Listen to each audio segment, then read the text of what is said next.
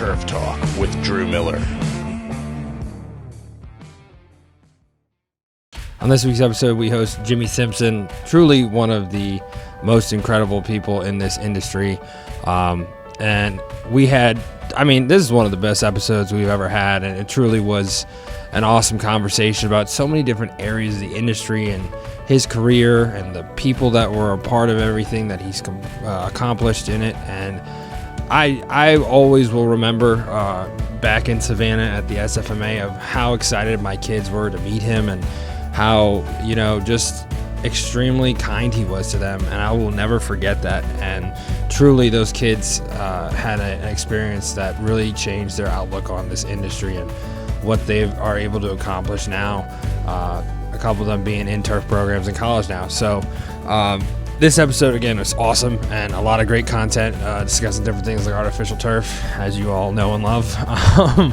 And truly just his incredible crew and how he's grown in his role and how his job has expanded to more and more things. And now to the point where he is so far beyond sports fields to being in charge of so many different aspects of the town of Cary. And one of my favorite parts about the episode was we really dove into what it takes to build a community, not just in the sports field industry, but like in the community of Cary, and how his time there, he's been able to create such a great connection with the people of Cary and have them understand who we are as sports field managers and his team and what they're doing to ensure the best playing surface for them. And then obviously so many different things like being the home of USA Baseball and having NCAA championships, ACC championships, things that you really don't see in many townships in different areas. Like, it's just so awesome to be able to talk about all these different things.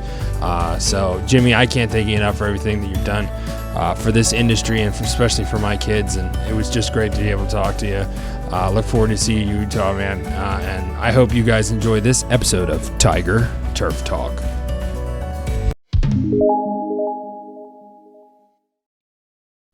Good morning for the 99th episode of Tiger Turf Talk. I'm your host, Drew Miller, with your co-host for the day, Dakota Garber. Today we have on an extremely special guest and one of our students' favorite sports field managers. We have Mr. Jimmy Simpson, CSFM, Town of Cary Assistant Public Works Director, and the home of USA Baseball. How are you doing this morning, Jimmy? I'm doing great. Thank you for that intro. I don't know about extremely special, Well, you made a great connection with my kids last year at SFMA. They always were talking about you when we came back and everything, and there weren't that many people they talked about. So I can't thank you enough for making that connection with them again in such a short period of time. So yeah, it was a great time. Well, I can say this: they energized me more than I gave them. I can promise you that. Oh, I'm glad that's what happened. Yes, they drag me down sometimes, but in the best way possible, Sure.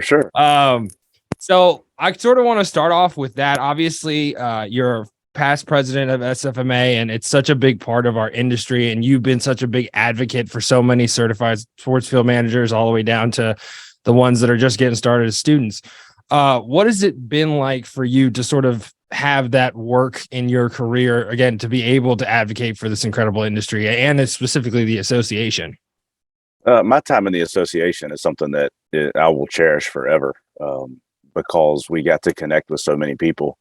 My presidential year was interesting through COVID because it was one of those years where it was not a normal year, which if you go back and look at the magazine cover from when I was able to be on there, my whole thing was a different perspective. And I think COVID made us all look at things with a different perspective, look at our families, look at our lives, look at the weekends, right? Sports field managers don't really know what weekends are. Or we didn't, but we do now. So COVID gave us a lot of that, but being able to advocate for the industry, natural grass is a passion of mine.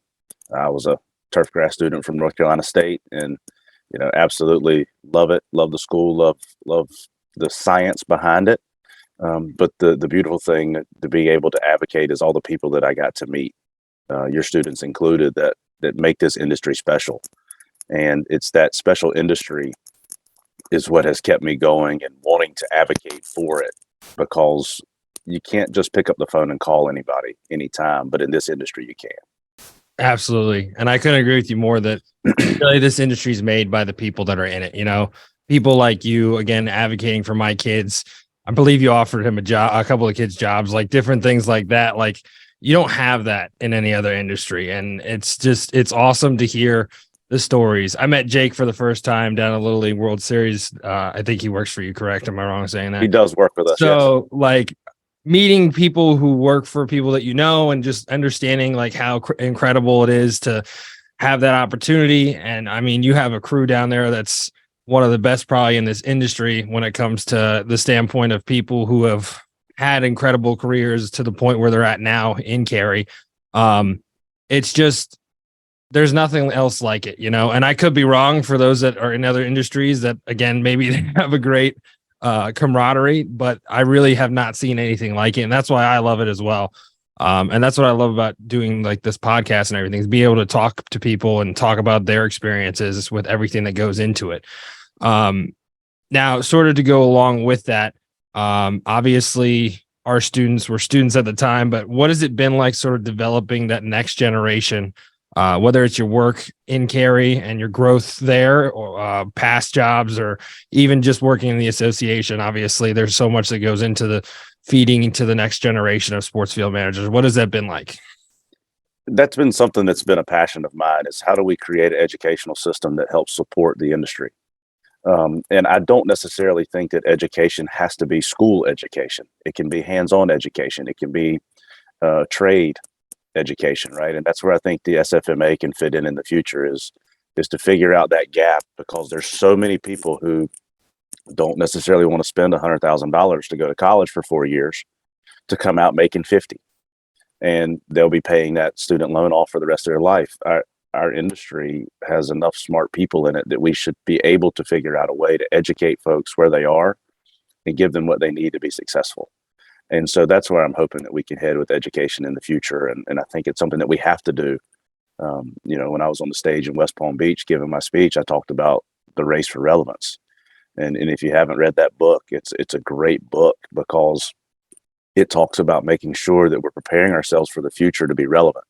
And I think that's essential for the educational industry, from the turfgrass schools. All of them in the college 4-year, 2-year programs are declining, right? I mean, that's a given. I think it's important, and that's why I really love what you all do there. Is you're bridging that gap. You're creating the thing that's not inside the box of usual, which is awesome.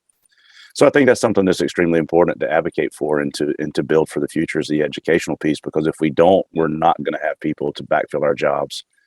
Synthetic turf's going to continue to take over, because we are scientists, right? We've got to do that. Let's go into that can of worms, because it's very prevalent right now when it comes to, I mean, college and professional athletes are all coming out of the woodwork like, hey, we've got a problem. This is not safe for us, obviously. And when it comes to artificial turf versus natural grass, and here's my biggest thing, and this is what scares me the most about artificial. And again, obviously there are places for it, and obviously it's definitely of use to certain spaces, and everyone in the industry knows that. But like at the highest level, like when you talk about money wise, how much it costs versus natural grass, and truly, when you look at it, natural grass still probably is less expensive, even with all of the 6 renovations in 1 year. You're still looking at less cost. But the fact that people like Nick Pappas in Atlanta and other professional stadiums, I think Minnesota was one, they're replacing it every 2 years. No one in the outside of our industry who is putting synthetic turf at high schools. That's my biggest concern, is the high schools. They're told, hey, you don't have to do anything to it. There's no maintenance. And you get 8 years out of it, by the way. Don't worry about it for 8 years. When, again, how many games are actually played on an NFL field? How many hours of play? And they're replacing it every 2 years. If that doesn't scare parents, like, the fact that NFL, to their standard, you need to replace it every 2 years, that's insane to me. SoFi just replaced it. They've been open for 2 years. Like, it has been sort of more and more of a scare for me personally when it comes to kids and everything that goes into it. what is it that you sort of seen recently? Again, there are so many, like Chicago, people are yelling about Tahoma 31 going in and like, this isn't going to take, it's not going to be safe, blah, blah, blah, blah, blah. And like time and time again, we prove every single time that solid scientific based facts are going to trump the injuries and all the things that have been around in, again, the NFL specifically this year.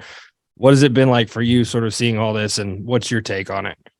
So I can be a little freer with my answer now that I'm away from the board of directors piece, right? So, and I'll go down that road a little bit more than I would in the past.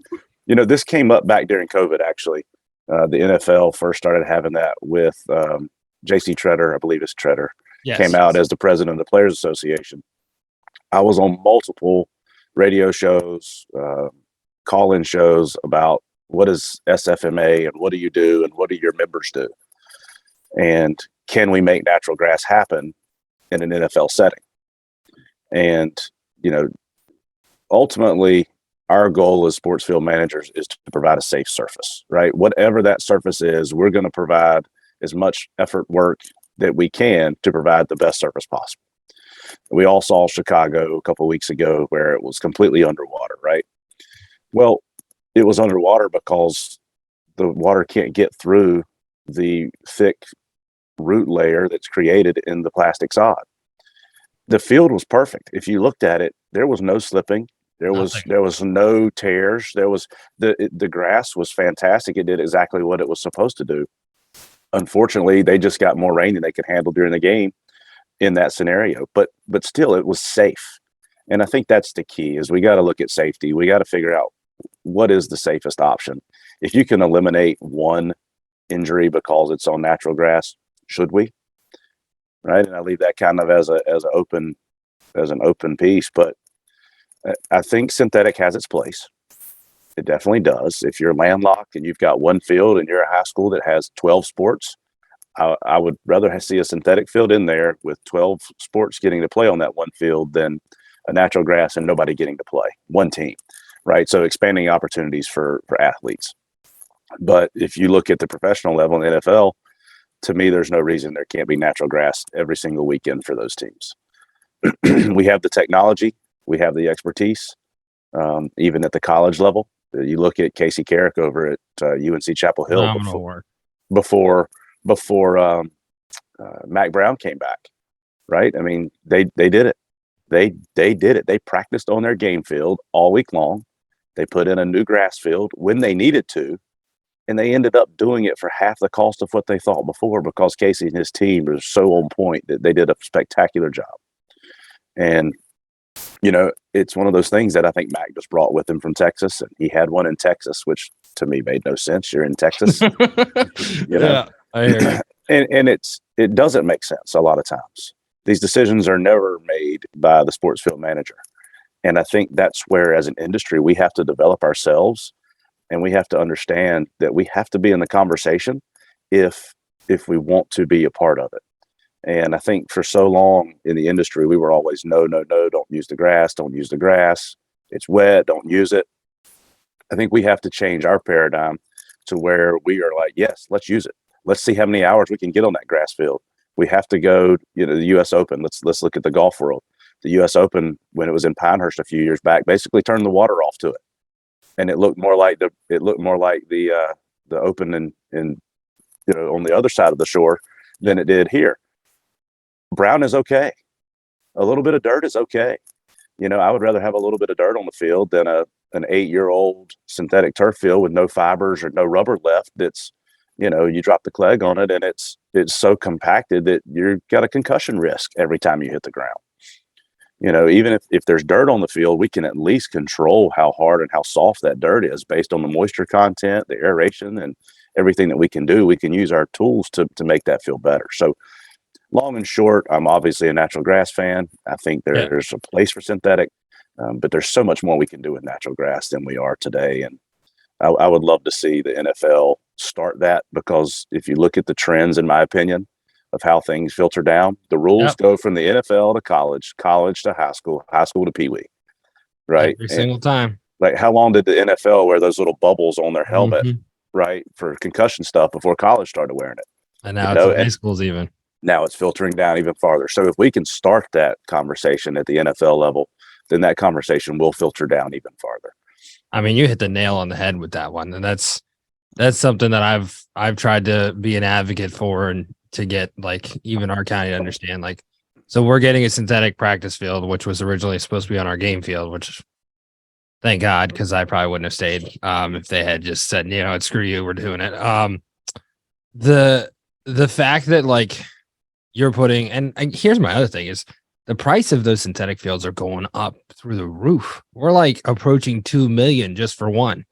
And it's like grass really hasn't, it's like cost wise gone that far up. Obviously fertilizers and things like that price has varied, but when you talk about $2 million and how you could sort of divvy that amongst, say, instead of just your game field or the one field you're doing on all of your fields, like there's a huge difference, and I think people don't quite comprehend how much that dollar can be stretched for, again, people like you who are certified sports field managers who really know what to do to ensure that safety. Like you're talking about the moisture management, aeration, all these things that when you look at it face value can be money saving things because you have the equipment already. You have the skill set to make sure and ensure the safety of the player on the fields that maybe aren't the best, I've seen so many fields where like people are like, oh, this is not safe. Like, I'm like, but if you look at it and you actually do these few things, again, I just sort of prescribe something to middle schools like, hey, do this, this, and this. You're going to see a big difference. I come back the next year and it looks incredible. Like, if we can get people to understand that little things like that happen, and if the NFL, and I don't know how, I think the biggest thing, and again, I'm going all over the place here, and I want to ask you this is, how do you think we get a seat at the table is sort of my thought process. Cause I always bring this up and I always use Travis as the excuse because of Patrick Mahomes getting $500 million, like $500 million is not something to just like sniff at, and if you have that kind of money to just throw to one person, you have enough money to put forth for whatever Travis needs. And again, he probably doesn't use as much as we all think that he could use, when it comes to managing his field, but he's the first line of defense. He's the first a chronic turf toe player that he keeps on the field no matter what, because of how well he keeps it. And I saw it the other day. I was like, you're crazy how amazing that field looks in week like 10. Like, what are we talking about? Like, people need to take note. But how does Travis get sort of a seat at the table with the owners? Because I think that's where everything sits, when it comes to like concerts and all these different things. Like, how do we get them to understand that you're making all this money off of these events and none of that is finding its way back towards whether it's the groundskeeper's pay or the budget or whatever it is, it's not coming back. The expectation keeps going up and up and up. And prime example, minor league baseball, all these minor league groundskeepers are getting all of these standards set and they have no money to get these standards, but now they're required. So the front office is having to cough up money for infield renovations, things like that, that should have been done a decade ago, but are doing it now. How do we get people like you, again, being the president and all the background that you have at the table to help make these decisions and actually get them to sort of listen to what you guys, again, certified sports field managers, it's a very strenuous process and so much time and effort that goes into it that you guys are so knowledgeable and people just kind of say, yeah, I don't care when it comes to like people outside of our industry. What do you think sort of the next steps could be to get, say, like a professor at the table with Treader and say, Treader, this is what you can do? Like, where do you think that step is and how do you think that's possible? Sorry if that's a weird question. No, it's a good question. It's something I've thought about a lot, and it's something that we've tried to do for a while. And what I would say is we're trying to turn the Titanic. So there's a few quick wins. There's some low-hanging fruit, but it's a very high ask. We are a very small industry. When you look industry-wide, right? Mm-hmm. We're like, of all the industries in the world, we're a very small industry. We have a marketing problem of ourselves. I don't think we've marketed ourselves very well over the years. And, to be the expert, you have to do it. You have to say it. You have to believe it. You're your industry members have to believe it as well. And you have to be able to produce when those opportunities come. What I think we need to do in the future as we continue to move forward is to position ourselves with parents. I'll go back to Bobby Campbell years ago. Love Bobby, and I probably wouldn't be where I am today without him. You know, he always had this vision that the old STMA and now SFMA is in Good Housekeeping magazine, sitting on parents' coffee tables, right? Sitting right there for people to pick up and read and see who we are. And it really resonates with me more today than it did then, even, that we have to reach the parents. The parents are the ones that are going to make the difference, because when you talk about a seat at the table, there's a bunch of different factors that come into play. First and foremost, you can build a synthetic field with bond money, right? So all these school systems can go out and they can do bonds and all this stuff to build a synthetic field because it becomes a capitalized item. Yep. You can't operate off of bond money and maintain a natural grass field with bond money. You have to use your operating money, which comes from revenues, tax revenues, and so forth. So just that distinction right there is a huge hurdle that we have to jump. The piece that I think is completely understated in synthetics is the environmental piece. There's still no recycling that I know of, and there may be. There is now one in California, from what I've been told. Sorry. So there's one possible recycling place for all these billions of pounds of synthetic turf that are coming off of these fields every year. And I just think, I tell Casey Reynolds with TPI this all the time. If you can't have a straw in your drink in California, how can you have ever have a plastic field with 1 billion plus straws on it all over the place in California? It just doesn't be on a t-shirt somewhere. I wanted an ad campaign around that. Yes. Right? You have these synthetic turf fields with just plastic straws with a little red stripe on them all over the place. Yeah. Because that's what it is. And I get it. And the thing I use here a lot is I equate it to carpet in your house. The carpet in your house has wear areas. You have areas that are underneath your bed that never see traffic, that look like the day you put it in, and then right at your doorway, it's worn out. It's the same thing going to synthetic field, right? So yeah, for me, we have a lot of things to do. We have to make the connection between who we are and who we want to be. We have to believe it ourselves, and we have to own it, and we have to live it as an industry. We can't just say we want to be the experts and expect it to happen. We have to position ourselves in those conversations. We have to nose our way in, say, hey, we're the experts here. We can help you. Look at John Sorokin with the World Cup and all of the spectacular experts that we have that are involved with the World Cup. They're going to have natural grass in all those venues that all these owners in the NFL aren't doing right now. Yeah. And I don't know what that decision is or why those decisions are made at that level. I leave it to the owners, and the owners really drive that, right? Yep. I mean, they have to run the concerts to pay Patrick Mahomes $500 million. Yeah. They have to. They have to utilize these venues for what they are. For sure. Venues are economic drivers. And I'll give I give John Turnauer a lot of credit. He and I were in the dugout at the All-Star game. And I always wondered, why in the world would somebody spend $600 to $1 billion on a stadium? But you look in Washington, they spent whatever they spent on that stadium. I was standing in the dugout looking at tower cranes and all these high-rise buildings being built around the ballpark. They're economic drivers. 100%. They are economic drivers. So a small input doesn't seem small when you talk about that number. A small input makes a huge economic driver. And so I feel like synthetic is sold as the only option for that economic driver to be viable. You know, you want those venues operating as many days a year as you can so people are in that area. And I think we have to position ourselves through a marketing effort to say synthetic's not the only option. Why can't we go in and put porous asphalt in every one of these venues, roll out grass on top of it for game day, take it up in 24 hours, and then you've got a concert venue and you're sitting on top of asphalt that drains. Yeah. I mean, Las Vegas and Arizona have it set, it's like it.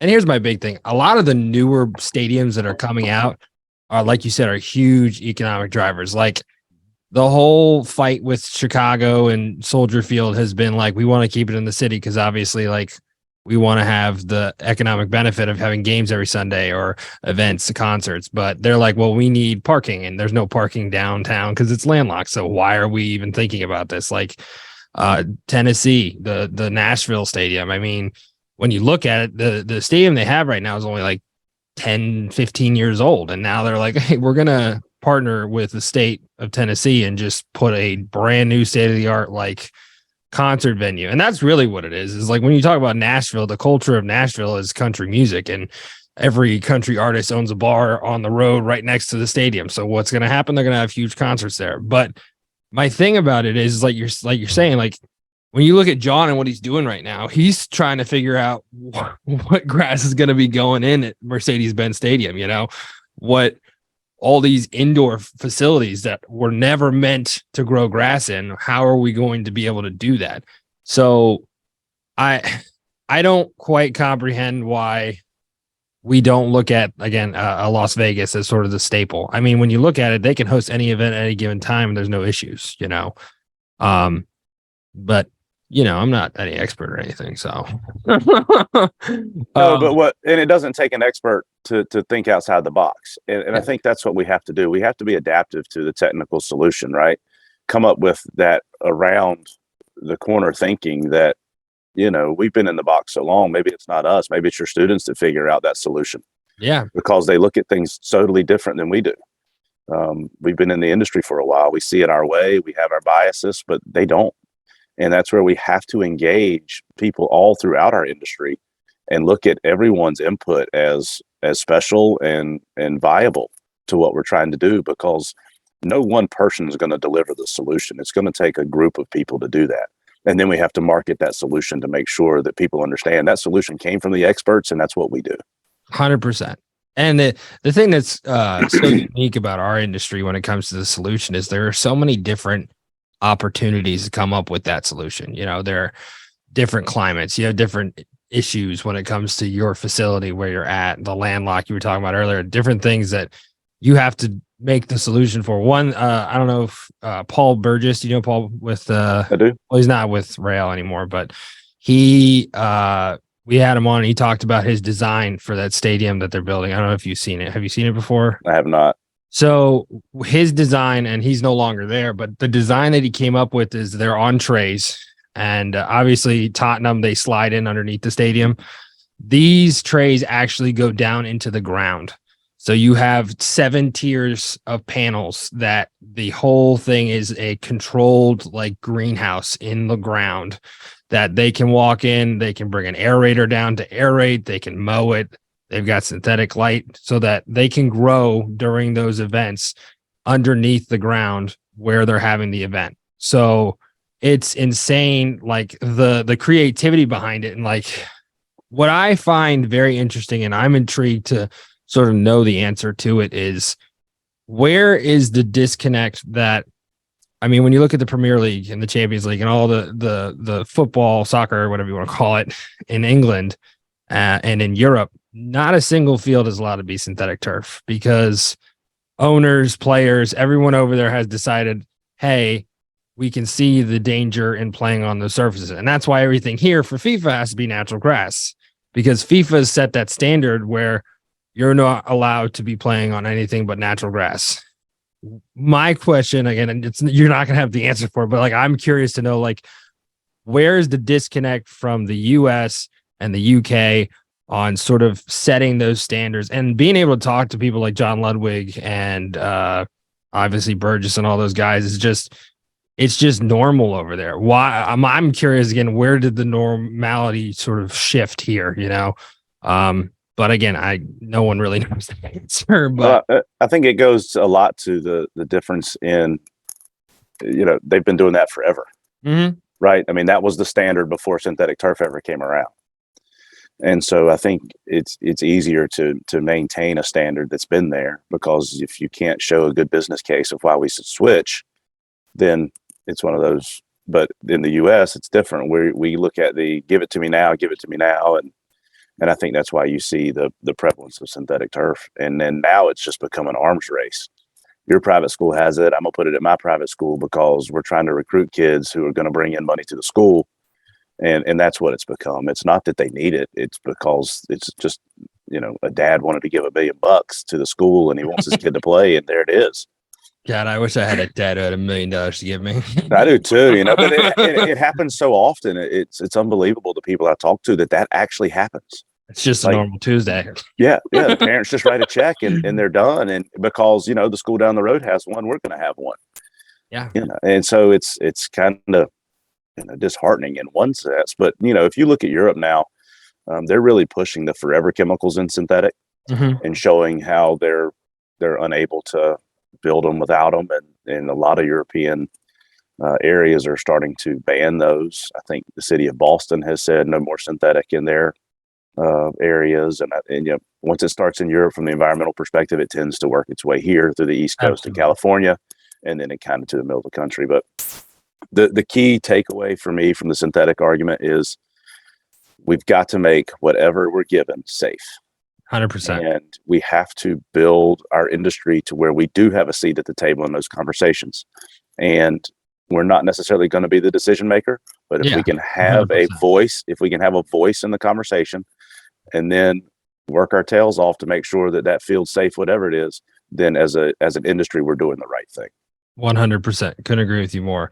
I also, the environmental aspect is something that people just don't even remember. So you bringing it up, I was like, you're right. I forgot. I think it costs almost as much to recycle it as it is to almost install it. Honestly, I forget who I was talking to, but it was like you had to ship it to the Netherlands to get it recycled, and it was like $600,000 just to ship it.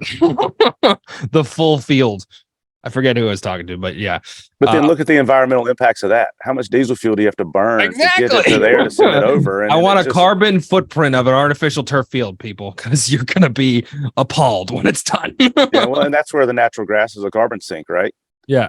I mean, you look at what natural grass does for carbon and what we do. Yes, we burn carbon mowing it with diesel fuel. I get it, gas, but we're into more electric mowers now. We're getting into where we're becoming a lot more environmental friendly, right? We are environmentalists as sports field managers. Stewards of the environment. We're also event managers. The sports piece of it in the industry has almost become secondary to what we're doing from an event perspective. I use John because he's a really good friend of mine. He had 5 concerts this year. God bless him. He had 5 concerts on bluegrass in the middle of Washington, D.C. And it's not cool ever during the summer, ever. He and his team knocked it out, and they provided a safe surface for their entire season. So it's important, I think, to not be that no group that we used to be, and to be open to doing 5 concerts and doing it well, because that's one way you earn your seat at the table.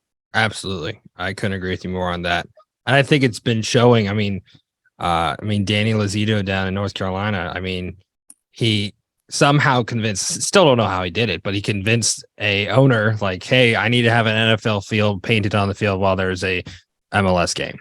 Like, I just assumed that was a big no-no for anyone. Like, it's crazy that we're making strides like that in the industry. So that's, again, I couldn't agree with you more on that. So let's shift. Sorry to go down the turf rabbit hole. It's okay. I can do that all day long. I know. We gotta have like a big forum one time for the show and just everybody just go after it. Obviously, you do a lot of work in Cary, and with the new job, it sounds like you're doing a lot more event management and just overall facilities, trying to keep it together. Could you sort of talk about your job and what it sort of entails? USA Baseball, you're talking about MLS, you got ACC championships, and the list goes on, like you were saying earlier. But what has it been like for you sort of creating that space and taking on this new role that you have? Well, I've been in the new role for about 4 months, and it's totally different than what it was before. So from a turf perspective, I'm almost completely removed from that. Mm-hmm. But what I can say is that we are an extremely fortunate, or I've been in an extremely fortunate situation. That'll be 17 years for me in April. And the amount of support that I've gotten from our leadership, from our citizens for what we're trying to do in the turf perspective and the facility perspective has been second to none. bought into our program. We have 7 certified sports field managers on our staff right now. We have multiple team members who have been here for a long time who are driving the boat on sports field. And you mentioned Jake, and he's one of those folks who's highly engaged in the North Carolina chapter and hopefully in the national at some point. And it's just really awesome to be in a situation where the leadership appreciates the professionalism that our team brings. And so that's allowed us to build our team to a new height, right? When I got here, USA Baseball was under construction.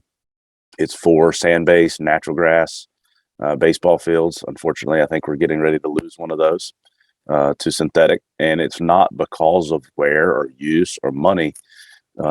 These national teams, when they come in to train at our complex, that's what they're playing on when they go across the world. So they want to get that feel of, okay, if we're going to be playing on this, let's go take ground balls on this. So Yeah. I understand that. And it's part of a training site. That's what you want. You want multiple surfaces that people can practice on. We also have Wait Med Soccer Park across town, which is 8 it is 8 fields, 7 natural grass, 3 sand-based, FIFA quality. We actually hosted the U.S. Men's World Cup team twice in my time here for their training prior to the World Cup. So that's been something special that we have. We host this year, we're doing the first ever back-to-back NCAA men's and women's soccer championship. So we'll have that in December. And then we will have, multiple championships from here on out. So we're very fortunate to be in an area where sports is huge. They support us tremendously.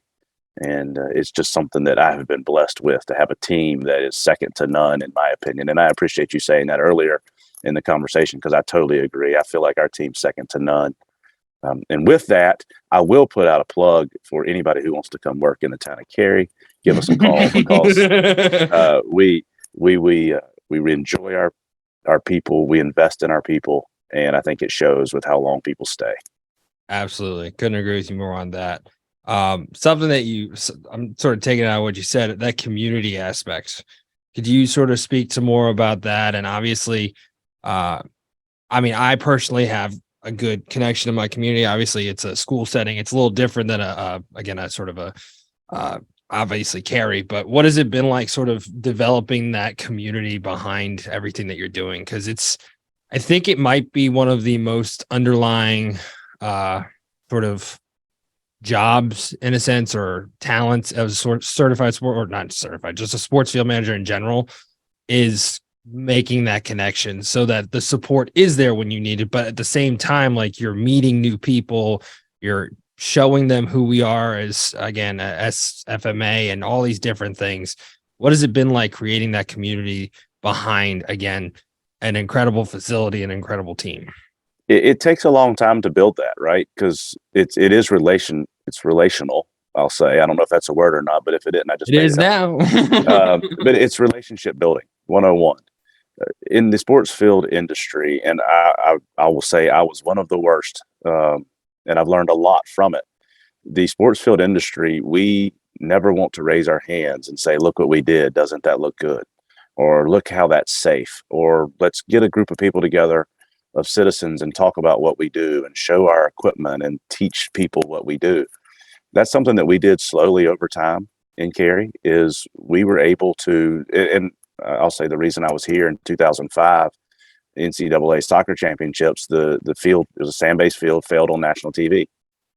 And it's something that is not something that we wanted to be proud of. So 2006, I got here, started working and correcting those issues on that field, and then we were able to expand that out. But what we tried to do along the way was tell our story. And I used to think that, hey, I'm the groundskeeper, sports field manager. If I just keep my head down and nobody sees who I am, then I'm doing a good job. And I think a lot of our industry feels that way. But the thing that we've got to understand is what we do is really neat.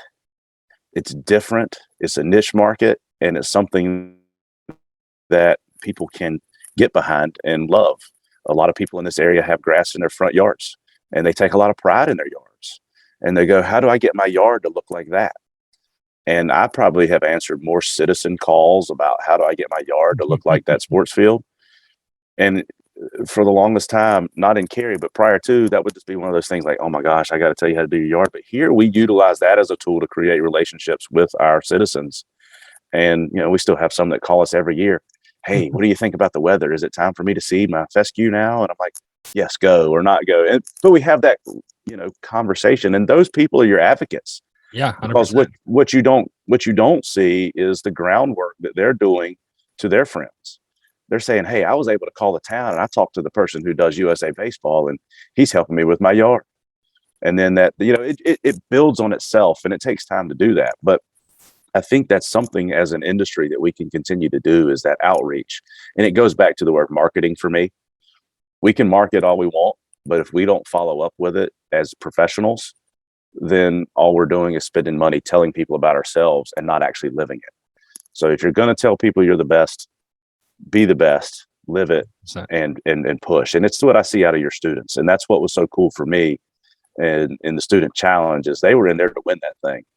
And and you know what? They did pretty darn good. I mean, they impressed me, honestly. And again, revitalizing, right? But take that, share that knowledge, because if you share it with your friends, and it's like my wife, she gets tired of hearing me talk about it when all my buddies get together. But if you share it with your friends, they're going to share it with their friends. Hey, I know such and such that worked at the Washington Nationals or at USA Baseball, or with Travis over in Kansas City.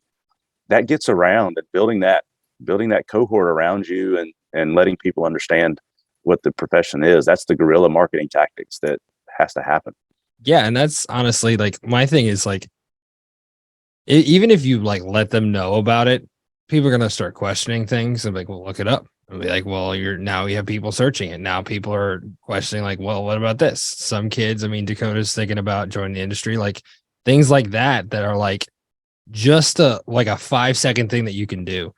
So like SFMA this year, me and Leah Withrow are talking about this. Honestly, we're doing a branding talk about your personal brand as a sports field manager, and how the little things that you can do, whether that's, and she's doing the TikTok part, but like little posts like, hey, this is what I'm up to. Like, what about reaching out to local schools, things like that, where 2-second things can turn into a sort of, a monumental shift in our industry. It might bring the next George Toma in, things like that, who transform moving forward. And that's what you said earlier. Maybe one of my kids figures out the solution to the thing. Like it's things like that we don't really think about as something that is an annoyance, and maybe in some people's eyes, like, I don't want to talk about stuff. I don't want to do posts. I don't want to do this. Like, but it's little things like that I think that can, shift the world. That's the biggest thing. And that's why I became a teacher, honestly, is just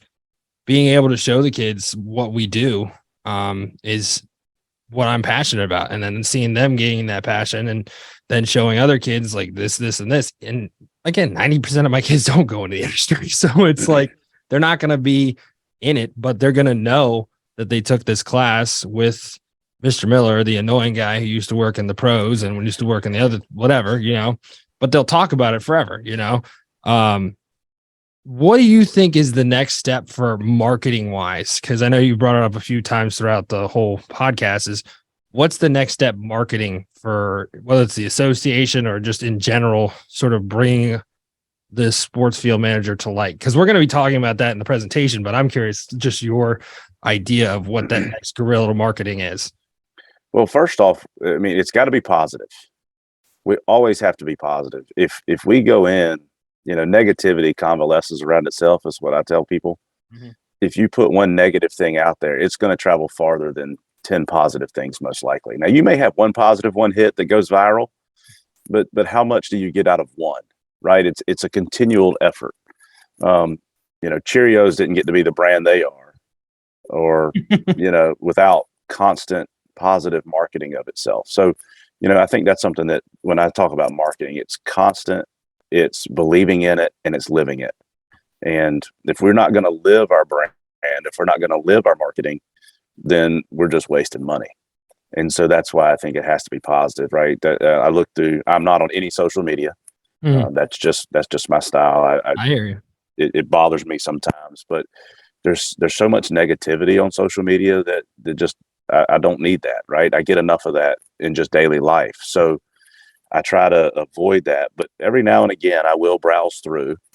And when you see people talking negatively about our industry, it hurts because I get it. There's struggles in this industry. There are long hours.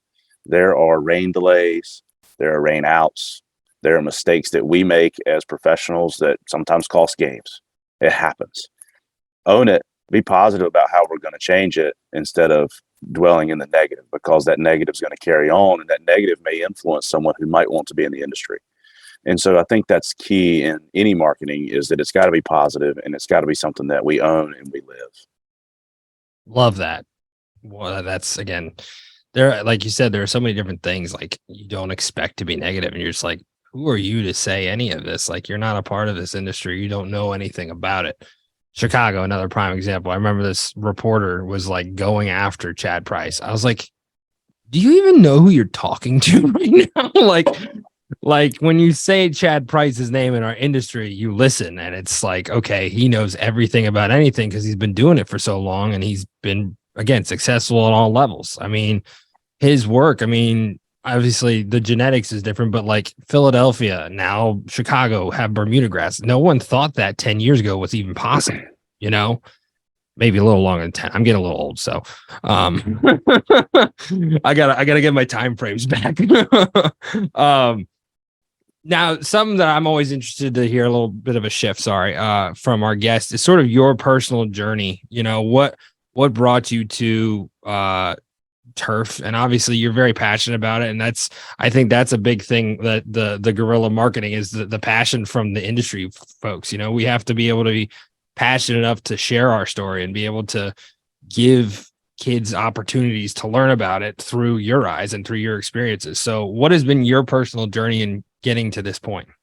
Wow, that's a good one. So it started for me back in middle school. So I was a baseball player, 5'7", 5'8", not going to make it to the big leagues. Loved the game, wanted to stay around it. Worked in the city of Burlington for a rookie league. At the time, it was the Burlington Indians. They were a Cleveland Indians affiliate. So worked with them for a summer after I spent my first summer working picking up trash in parks. So littering is not my thing after picking up after people for a summer. You damn right. So the next year was my junior year of high school. So I was able to work at the local stadium junior, senior year, which really kind of brought me around. And like I said, I knew I wanted to stay in the game somehow. And I had an opportunity to walk on at NC State that didn't work out for baseball, and got to know Clark Cox there through my cousin. I had a cousin who was a football manager at NC State with Clark years before. And so they connected me, worked with Clark for about 2 days at State before I had an opportunity at the Durham Bulls for an internship. So AAA baseball, I was excited. Here I am, an intern, AAA baseball. Did that for about a year and a half when my boss left in the middle of the year to go over to UNC Chapel Hill. This was before Casey's there. And they came to me and John Turnauer at the same time. John was the assistant and I was an intern. Hey, you guys want to run it for the rest of the year? And much like, minor league baseball, they tried to be as cheap as they could. And fortunately, I think John and I worked really well together. And John moved on to Baltimore and I stayed in Durham. So I had three or four semesters left of college at NC State, and I was the full-time head groundskeeper of the Bulls at the same time. So that was an interesting time. Running a 16-hour class schedule and then working till midnight and then back in doing it again the next day. Had a lot of great people there as assistants. Scott Strickland, who's still there, was my assistant one time. And so he has been fantastic in the industry as well. So it did the Bulls for a little while. I knew the Cary was building the USA Baseball Complex, and I knew I needed more multi-field experience than what I had working at NC State for a few days, Durham Bulls for 5 years almost. I had one field experience all day long, did not have multi. So Clark Cox was headed down to Columbia, South Carolina. Coach Tanner was down there, who used to be at NC State for baseball. Lou Holtz was the head coach at the time when I went down to Columbia to work with Clark to get that experience. And I'll say Clark is probably the best grass guy I know, at least when it comes to Bermuda grass and a football field. He's an amazing person to learn from. Learned a lot there, with all intentions of coming back to USA Baseball. and got a phone call one day that said, "Hey, our soccer field just blew up on national TV. What do you think about coming to Cary?" And I'm like, "Perfect. That's where I wanted to end up." So fate kind of lined it up for me, and I've been fortunate to work with a great group of folks here in Cary ever since. They supported my passions, dreams, and goals. I was part of the creation of the North Carolina chapter of the STMA. I was fortunate enough. By the way, They're doing very well. yes, The conference down in Myrtle Beach is spectacular and something that I was very glad to play a small role in. very excited. I'm actually talking this year there. Awesome. Well, it's our biggest crowd yet. So I think we've got great. 230, 240 registrants. Oh, great. So I'm on a panel, thank goodness. But like, Well, I'm excited. Sorry. You'll enjoy that time because that conference has been something that has been special for us as an association, just because we were able to meet and see old friends and share war stories. And that's where you learn the most, right? You learn the most, not necessarily in a session, but talking to other people. And that goes back to the industry sharing that we hit on earlier. So was fortunate to do that, was able to work my way, thanks to Bobby Campbell, into the national STMAs, now SFMA.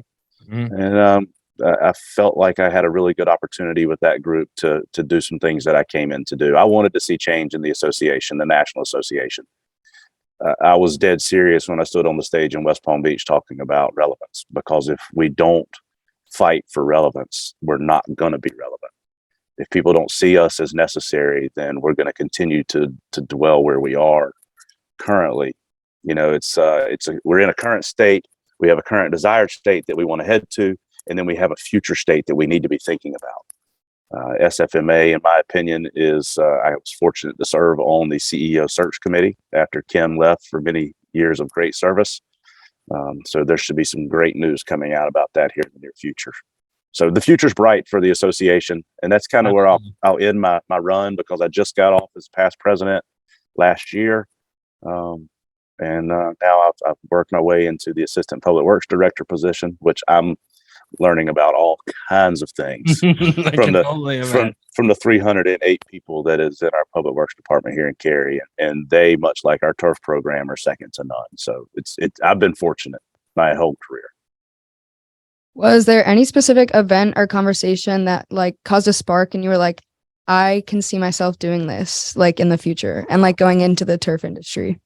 Sure. Thank you. That's a great question. It goes back to the middle school piece where I started. My stepdad was our middle school baseball coach, and he always took care of the field. And so when I moved into high school and played baseball, I played high school baseball, played Legion baseball, and every time I seem to find myself working on the field after games. You know, I'll be fixing the mound, I'll be doing this. And, you know, I was an infielder, so I understood the importance of the infield grass and the infield skinned areas. And I took time to learn a lot about it then. And then when I got into that first run of minor league baseball and rookie league ball there in Burlington, it just kept building on itself. And the love of the game of baseball is really what kept me here. So that spark was him doing that and introducing it to me. And the passion just grew from there. And I still have the same passion today, if not more than I did the day that I got in this. And my passion now is more seeing others do it and seeing the students, like I said at the beginning of this, seeing the students last year at the show gave me so much energy and hope for the future of the industry that it keeps me going. So with that, obviously there's people that have influenced sort of your journey and everything. You talked about Clark Cox being the best turf guy. Obviously John seems to be a very close friend in the industry. What have been some of those mentors that have had an influence on your career to get to this point where, again, you're now moving on to bigger and better things, even just in Cary, who had that impact in preparing you for where you're at now? Gosh, there's so many people that you know, you hate. I hate these questions because you always leave people out. Right. Yeah. but I'll go with three, and it's all family, because family's always there to support you. Sometimes we make good decisions as kids, and sometimes we don't. But parents are there to support you. So my mom made a huge difference. She was a single mom for a long time, and worked her tail off to make sure that I had what I needed. My dad, I lost him when I was 15 years old, so I had to grow up really quick. Even though my mom was a single mom, dad was always there too. And if she said that I needed to have a spanking, I got a spanking, whether I thought I needed it or not. Yeah. My dad did it. So whenever it came to me, they agreed, which was really nice to have, right?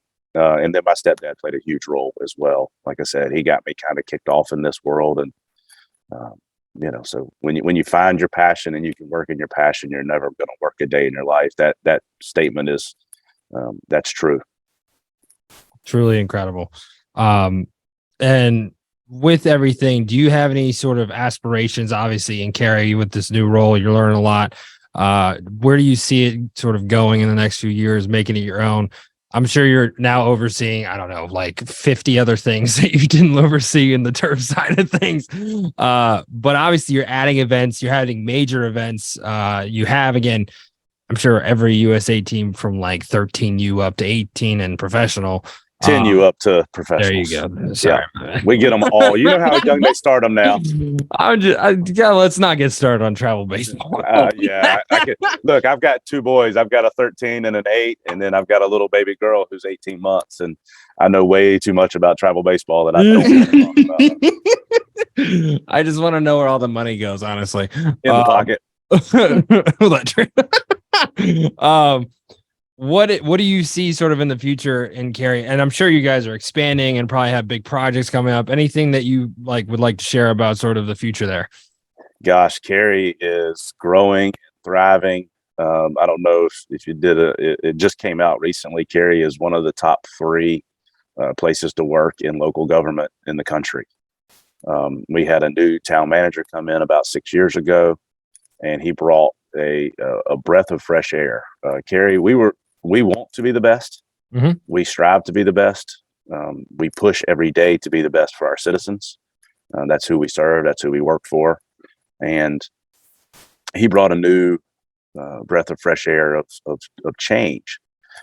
There's technical change and adaptive change. And that's kind of where it's been neat for me to be able to see a different vision, kind of grab a hold of that vision, live it, love it, and try to breathe that vision, right, and share that with others. So what I'm trying to do is support our team, and that's what I see my role as the assistant public works director, is to support the 308 people that work with us that are highly trained, highly qualified, best professionals in the business. So I get the opportunity, and I think it's a blessing for me personally to get to work with those folks every day. That's fate to me, aligning again to kind of help me out, because there's no way that I could do this job without the work that each one of those individuals does. And I just ride their coattails. So completely fortunate to be able to learn from them and grow myself. Where does it go? Who knows? Right. Who knows where it goes? And at this point, I'm just riding the wave. And like I said, just trying to support people the best that I can. Absolutely. And so we talked about your crew, and obviously I know a few of them personally, but what has it been like for you sort of cultivating that crew? Obviously there are so many different aspects, and now you're adding probably like 10 more crews to your crew, but what is it that you are concerned about when it comes to day-to-day ensuring what's best for your workers and for the people that you are working with every day? You know, there are so many different aspects that most people don't even look at. And as a leader, there are so many ways that you can lead. What is sort of your leadership style when it comes to, again, managing God knows how many acres and how many facilities and how many groups when it comes to maintaining, again, the town of Cary, something so much bigger than USA baseball and the championships and the soccer and all the different things. What has it been like for you sort of developing that leadership style, and what would be your leadership style? So from a leadership style perspective, is I like to give the work back, and it's not from a delegation standpoint. It's not from, I don't want to do this. It's more, I want your information. I want your input. You're a professional. I'm going to support you in your decision, right? And I like to allow folks to make those decisions and to do it their way. You know, there's 10,000 ways to get a baseball skinned infield ready to play. And my way works for me. You know, Jake's way may work for Jake. Zach's way is going to work for Zach. It took me a long time to come around to that understanding that, hey, it can be done a different way and still get to the same result. So that's kind of my leadership style, is to try to stay back, let people make those decisions. The one thing I tell our folks is, if you come to me with a problem, I'm a solutions person. I'm probably going to give you a solution that you may or may not like. If you come to me with your solution just to say, hey, here's what I'm thinking for this problem, then we're going to be in a much better place. We're probably going to go with their solution. Yeah. Or we'll talk through it, and there may be some little tweak that we look at from a different perspective. But I like people to think through their problems before they just bring them. And I think they do that 9 times out of 10. They don't even have to bring the problem because they know the solution in their heart, and it's easy to just go with it. And hopefully they feel empowered to lead where they are and make their own decisions and own those decisions. Right? It's there's 2 words. There's really 3 words for me in this new organization. We look at disequilibrium from the standpoint of, if you're always comfortable, you're always going to probably do the same things that make you comfortable. You're never going to get out of that comfort zone. We look at responsibility and we look at accountability, right? We're going to give you the responsibility. We hope that you take it and do it, and then you're going to be accountable for those actions. And what we've seen is that the more and more that we're able to give that back to people, the more and more they grow, they change, and they prosper, which has been awesome to watch and be a part of. The one thing that keeps me up at night, and I think you kind of let off with this, is what do I see as a major issue that really concerns me? The lack of technical people coming into all fields, right? I mean, in what I'm doing now is I'm fortunate to work with our solid waste division, our fleet division, our operations division, which does water and sewer repairs and street repairs, and then our facilities division, that's where I came from, originally. And the lack of technical people coming into all of those industries is a huge concern of how do we do that? How do we get that technical piece back? Because, we're all aging, right? You've mentioned it a couple of times, Drew. We're getting older. We're not getting any younger. So how do we replenish what's there? Or how do we work without it? Yeah, I couldn't agree with you more on that. And I think that's probably the biggest concern on most things, is like, where is that next generation coming from? And I know, their generation gets such a bad rep of, they don't want to work, they don't want to do this. They're the TikTok generation. They can make money off of nothing. Like, it's just not true. It's us putting forth the effort to find those kids that are going to change the game and change the future, because there are so many that want to, it's just, it might be a lack of on our front or a lack on other fronts. I think the biggest, I think Dr. Sorokin is a big proponent of like the future on this, is we have such an untapped market of kids, youth, that don't know who we are, but they, like you and like me, want to stay in the game. High school athletes, if we even give them an inclination of, hey, why don't you try sports field management? You love your sport. You're not ready to give it up. Here's a way you can stay in it forever. It is little things like that where, like you're saying, marketing wise, like I don't know how the SFMA does it, but I feel like there are little things that we could do, like putting signs in minor league ballparks on wall pads, talking to owners of MLB and NFL teams, say, hey, we need a 2-minute promo. It would be great if it was free of charge, but if there's any way we could do it for a very inexpensive cost, we'll give you the file, put it up before a game.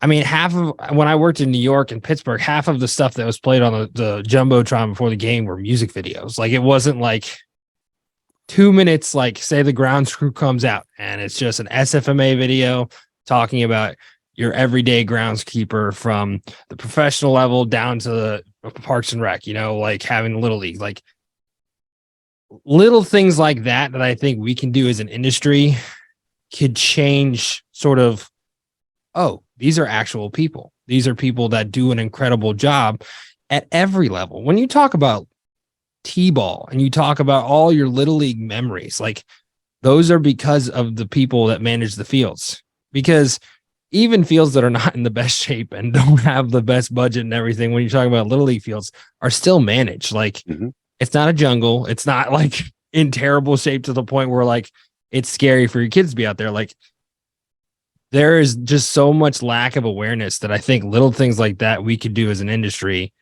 I don't know how to get it in front of people. I don't know how to do it actually the right way, but if we could find people that know, that would be great. But that's my 2 cents. Well, it's funny that you bring that up because I think you're dead on what we need to do. The athletic angle is something that we've been looking at SFMA for a while. I'll give Jeff Salmon a lot of credit. When he was president, he brought this up years and years ago before we were anywhere close to the dire need we are now. And he started fighting for that. And Kristen Althouse, our education extraordinaire with the association, has built a high school curriculum for sports field management. And so the key piece is, and to me, I think, and in my personal opinion, and I like to put that out there, is this is my personal opinion, that SFMA needs to build an education program internally and let kids come in. I mean, we ought to be able to get kids in and out of an education program for under $500 that gets them in the industry without ever having to step foot on a college campus. And if they want to go to college, then that's the precursor, right? We're sending kids to community colleges now to get into NC State because they can't. If you have a 3.5 GPA, you can't even get in either, too. Yeah. You know, 100%. If I went to NC State right now, I couldn't get in. Yeah. I did okay. And that's so frustrating to me, is that, you know, the industry is not rocket science. Nope. But yet we're compared against rocket scientists to get into school. And it just doesn't make sense to me. So if the SFMA built a multi-tiered educational program that we could target that high school FFA programs, athletic programs, I just think there's a huge untapped potential there. Yeah. That we can build modules, right? And you can select how far you want to go as the student, right? Because what do we all want to do now? We want to chart our own course. We don't want someone to chart our course for us. 100%. And so if we have this plethora of educational options and modules that we can choose from to grow our education to whatever point we wanted to, then why wouldn't we do it that way? Yeah. And that's the avenue to the colleges, right? So we're the community college building to send students to the big schools. And I think we can feed a lot. No, you're good. Go ahead. I think what you're saying is perfect in the sense of, like, if we can get those universities on board, like if you graduate with certified sports field manager degree or whatever they want to call it, you know, if you graduate with that, that should get you the similar identification as like getting a 3.0 at a community college that gets you into those schools, you know, because it's such a specialized thing and it's an industry organization. Like that would be a game changer, you know. I was talking to who was it? Dr. Yoli. We were at Tech on Friday. So like it's so hard to get kids in the 4-year program because it's just you have to have a 4.0 to get into school. So like my other thing is like figuring out how to get the 2-year programs to be a stepping stone for those kids that want to go to school and want to be in college. Like it's so difficult for kids. I have a student, she's just moved on to the 4-year program.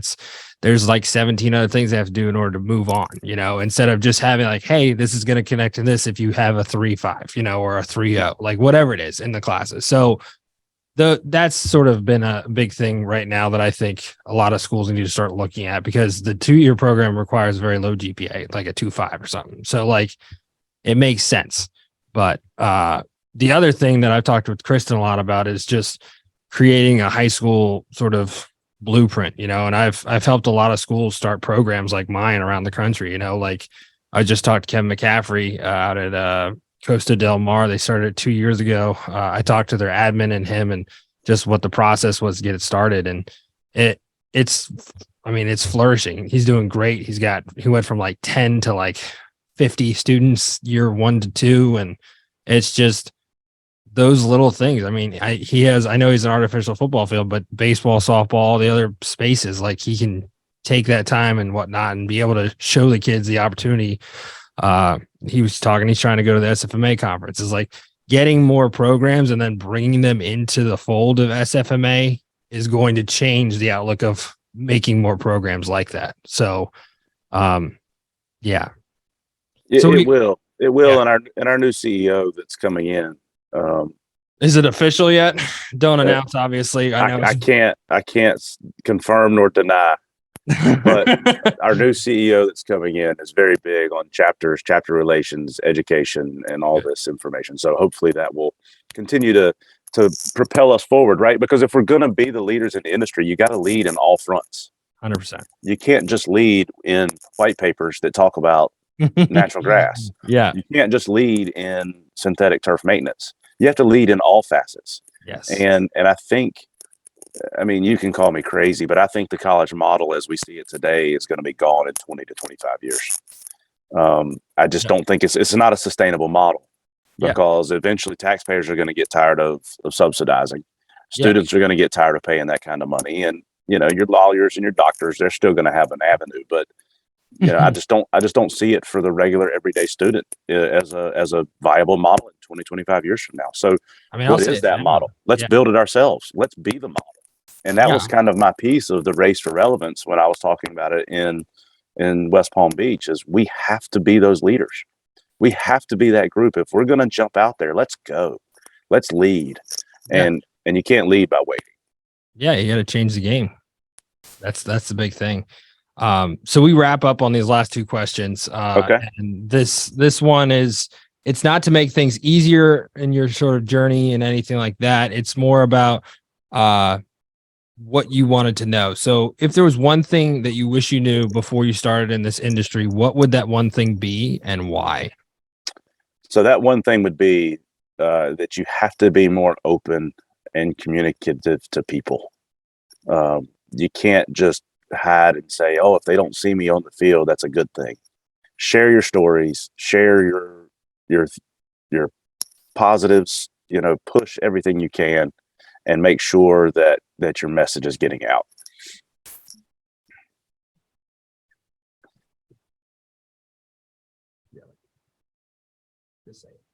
Sorry. No, you're good. You're good. So our final question is, if you could give any piece of advice to a high school student like me or any of the other students in our program that want to go into the industry in the future, what would that piece of advice be?